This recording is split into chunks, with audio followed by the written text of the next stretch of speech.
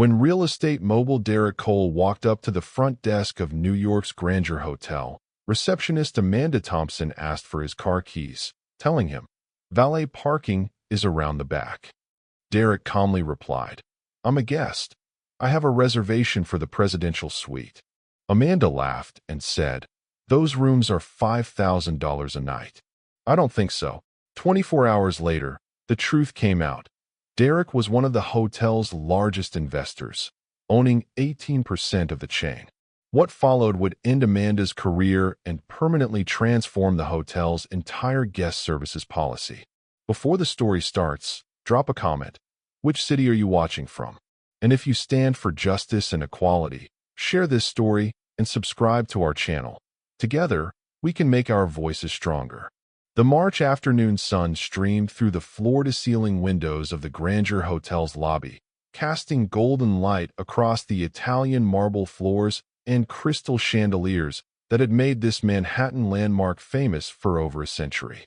Derrick Cole pushed through the revolving door, his Nike backpack slung over one shoulder, wearing jeans, a plain black t-shirt, and sneakers that had seen better days.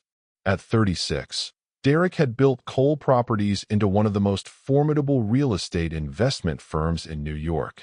His portfolio included 47 luxury hotels and residential properties across Manhattan, with a combined value exceeding $2.4 billion. He was a major stakeholder in 12 of the city's most prestigious hotels, including an 18% share in the Grandeur itself, a detail that would soon become devastatingly relevant. But today, fresh off a red-eye flight from inspecting properties in Los Angeles, Derrick looked more like a college student on spring break than a real estate mogul. He'd learned that the most honest assessments of his properties came when staff didn't know who he was, when they treated him like any other guest rather than performing for the boss. So he often checked into his own hotels anonymously, observing service standards, noting problems, identifying excellence.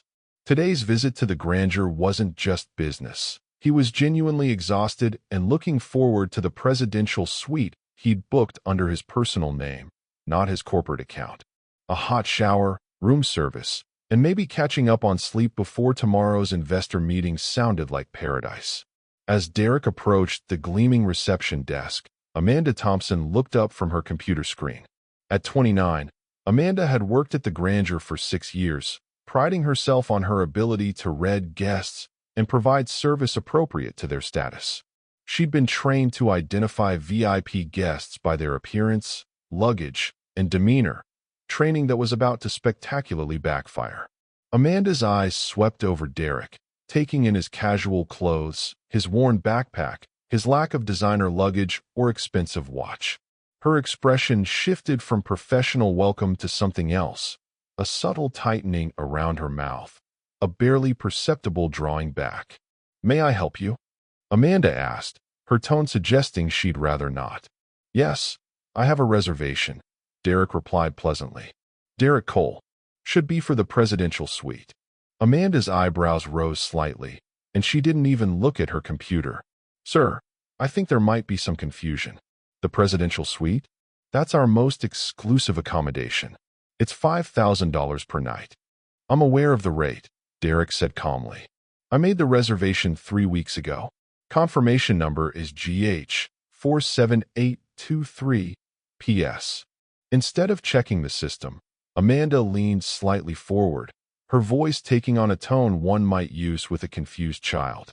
"Sir, are you sure you have the right hotel? Perhaps you're looking for one of our sister properties? We have several excellent options in the area that are more accessible." The word accessible hung in the air with a weight that had nothing to do with price points. Derrick understood immediately what was happening. The same thing that had happened to him countless times despite his success, despite his wealth, despite his achievements. He was being judged by his appearance and his skin color, and found wanting. "I'm certain I have the right hotel," Derrick replied, his voice still even.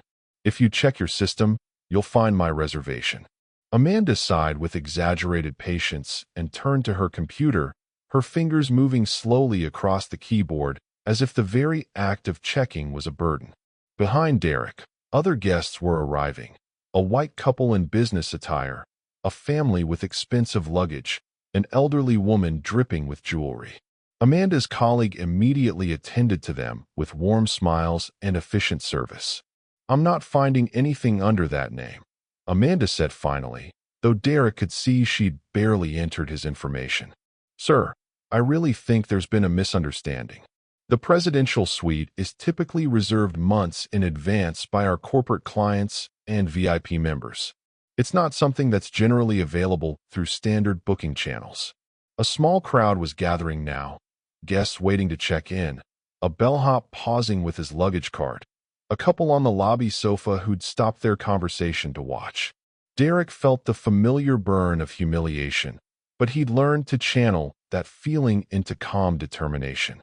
"I am a VIP member," Derrick said quietly. "Member number GH, VIP 2847. And I assure you, my reservation exists in your system. Perhaps you could call a supervisor?" Amanda's expression hardened at the suggestion that she needed help. "Sir, I am perfectly capable of managing check-ins. What I'm trying to explain is that there seems to be some confusion on your part about your reservation. Perhaps if you show me confirmation emails, or is there a problem here?" A new voice entered the conversation. Stephen Mitchell, the assistant manager on duty, had noticed the commotion and approached the desk with the efficient concern of someone trained to defuse difficult situations. "Mr. Mitchell," Amanda said, her voice taking on a tone of professional exasperation, "this gentleman is insisting he has a reservation for the presidential suite, but I'm not finding anything in the system. I think there may have been a booking error, or perhaps he's confused about which hotel." "I'm not confused," Derrick interrupted, his patience finally wearing thin. "My name is Derrick Cole. I have a confirmed reservation for presidential suite, confirmation number GH 47823. P.S. I am a VIP member of this hotel, and I would appreciate if you would actually check your system instead of assuming I don't belong here." The word belong resonated through the lobby. Several guests had their phones out now, some pretending to text while actually recording, others openly filming the confrontation. In 2024, every public disagreement was potential viral content. Stephen took over the computer, his fingers moving much faster than Amanda's had. His expression shifted from professional concern to confusion as he found the reservation. "Mr. Cole, I see your reservation here. Presidential suite, 3 nights, paid in full. I apologize for the delay. Let me get your keys." "Wait," Amanda interrupted, her voice sharp. "Stephen, we need to verify this. That suite is $15,000 for 3 nights. We should confirm payment and identification before." "The reservation shows paid in full with a black card," Stephen said carefully, clearly trying to salvage the situation. "Mr. Cole, if you could just show your ID and the credit card used for booking, we'll have you checked in immediately." Derrick reached for his wallet, pulling out his driver's license and the card in question. A heavy, matte black American Express Centurion card, the kind that required either an invitation from Amex or annual spending exceeding $250,000. As he placed both on the marble counter, Amanda's face went pale. But Stephen's reaction was more dramatic. His eyes widened as he looked from the ID to the computer screen, then back to the ID. "Mr. Cole, Derrick Cole of Cole Properties." "Yes," Derrick replied simply. Stephen's hands actually trembled as he typed something into the computer. Whatever he found made his face drain of color. "Oh my God. Sir, I am so sorry. Your account is flagged as primary investor." "Amanda, this is..." He didn't get to finish his sentence because the computer system, programmed to alert management whenever a major investor checked in, suddenly emitted a loud chime. Red text flashed across the screen. "VIP investor. Notify general manager immediately." The sound carried across the lobby. Guests who'd been pretending not to watch now stared openly. The bellhop's mouth fell open, and Amanda Thompson understood, with dawning horror, exactly what she'd done. "Primary investor?" Amanda whispered, her voice barely audible. "You own..." "I own 18% of this hotel," Derrick said quietly. "I've owned it for 4 years. I've stayed here dozens of times. And today, I was treated like a criminal trying to scam my way into a room I couldn't possibly afford, all because I'm wearing jeans and a backpack. The elevator doors opened and Patricia Hensworth, the Grandeur's general manager, emerged at a near run. She'd been alerted by the system and had clearly rushed from whatever she'd been doing. Her hair was slightly mussed, her normally perfect composure rattled. "Mr. Cole," Patricia exclaimed, slightly breathless. "We had no idea you were checking in today. If you'd informed us, we would have prepared." "I shouldn't need to inform you," Derrick interrupted, his voice still calm, but carrying an edge now. "I'm a guest with a reservation. The fact that I'm also an investor shouldn't matter for basic respect and service. Your front desk staff just spent 15 minutes questioning my ability to afford a room in a hotel I partially own." Patricia's eyes moved to Amanda, whose face had gone from pale to gray. "Amanda, in my office." "Now, Ms. Hensworth," Derrick said, stopping them. "Before you do anything, I want to make sure everyone understands what happened here. This isn't about one employee's mistake. This is about systematic assumptions that your staff has been trained to make. Amanda didn't treat me this way because she's uniquely prejudiced.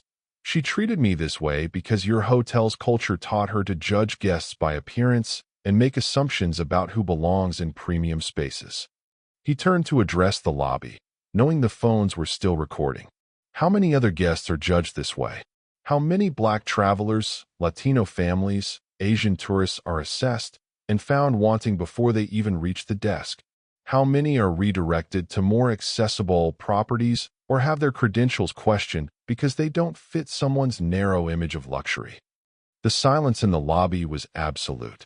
Patricia stood frozen, understanding that this moment would define her hotel's reputation for years to come. Amanda looked like she wanted the marble floor to swallow her whole. "Mr. Cole," Patricia said carefully, "you're absolutely right. This is unacceptable, and I take full responsibility. Amanda will be fired." Derrick finished. "That's the easy solution. Fire one employee, claim you have zero tolerance, move on. But that doesn't fix the problem. That doesn't address why Amanda felt comfortable making those assumptions in the first place." He pulled out his phone, opening a notes app where he'd been documenting observations from his properties. "I've been conducting anonymous quality checks across my hotel investments for 6 months. This is the third property where I've experienced similar treatment. At the Meridian, I was asked if I was sure I could afford valet parking. At the Plaza Gardens, security followed me through the lobby before I'd even checked in. And here, at the Grandeur, I was essentially told I'm too poor and too suspicious to belong." Patricia looked stricken. "Mr. Cole, I had no idea this was happening. I would never condone." "That's exactly the problem," Derrick said. "You had no idea because it's invisible to you.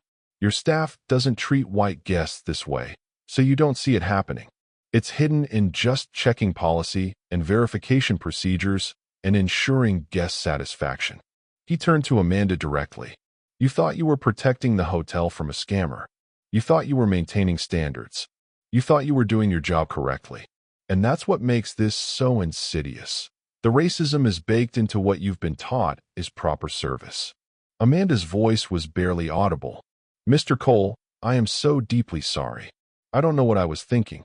I was wrong, and I've learned." "Have you?" Derrick asked, not unkindly. "Or are you sorry because I turned out to be someone important? Would you have treated a Black guest without my wealth and status any differently? Would you have questioned your assumptions if I'd been just a regular traveler?" The question hung in the air, unanswerable because the answer was obvious. Patricia stepped forward, her CEO instincts taking over. "Mr. Cole, what can we do to make this right?" Derrick considered for a moment. "Here's what I want. First, comprehensive bias training for every employee in this hotel, conducted by external civil rights organizations, not some corporate compliance checkbox. Second, anonymous guest surveys specifically asking about discrimination experiences, with results published quarterly. Third, diverse hiring practices that ensure your staff actually reflects the diversity of guests you serve. And fourth, a complete revision of your guest profiling training that teaches staff to assess needs rather than appearances." He paused. And I want this implemented across every property in the Grandeur chain. This isn't just about your hotel. This is about changing the culture of luxury hospitality to actually be hospitable to everyone. Patricia nodded rapidly. Done. All of it. We'll start immediately. As for Amanda, Derrick continued, I don't want her fired. I want her to be the first person to go through the new training program. I want her to then help develop the curriculum, using her experience as a case study. Sometimes the best teachers are people who've made mistakes and learned from them. Amanda looked up, tears streaming down her face. Mr. Cole, I thank you. I will do everything I can to. Don't thank me, Derrick said quietly. Prove you've learned by making sure no other guest ever experiences what I just did. He turned back to Patricia. I'd like to check into my room now. I'm exhausted, and I have an investor meeting tomorrow morning. Of course, Mr. Cole, Patricia said, personally taking over the check-in process. The presidential suite is ready for you. Please, anything you need, call me directly. As Derrick walked toward the elevators, key cards in hand, he heard the murmur of voices behind him, guests discussing what they'd witnessed, staff members absorbing the implications, the slow processing of a moment that would change everything. By the time he reached his suite, the videos had started appearing on social media. By evening, they'd gone viral. Over 2 million views across multiple platforms, with hashtags about luxury hotel discrimination trending nationally. Major news outlets picked up the story, and civil rights organizations issued statements praising Derrick's demands for systematic change rather than individual punishment. The Grandeur Hotel Group's stock dipped initially, but recovered within a week as the company announced the comprehensive reforms Derrick had demanded. Other luxury hotel chains, watching the viral response, rushed to implement similar programs before their own hidden prejudices were exposed. Amanda Thompson completed the bias training program and became one of its most effective instructors, using her mistake as a teaching moment about how assumptions based on appearance cause real harm. She never forgot the lesson, and neither did the thousands of hospitality workers who learned from her experience. And Derrick continued his anonymous property checks, finding that slowly, incrementally, things were changing. Not everywhere, and not quickly enough, but changing. Because the videos from the Grandeur's lobby had done what corporate policies and legal threats never could. They'd made the invisible visible, forcing an entire industry to confront the casual prejudice that had been hiding in plain sight for decades. 6 months later, when Derrick checked into a different luxury hotel wearing the same jeans and backpack, he was greeted by name, offered assistance with his bags, and treated with the respect that should have been automatic from the start. The desk clerk was a young black woman who smiled and said, "Welcome back, Mr. Cole. We're honored to have you."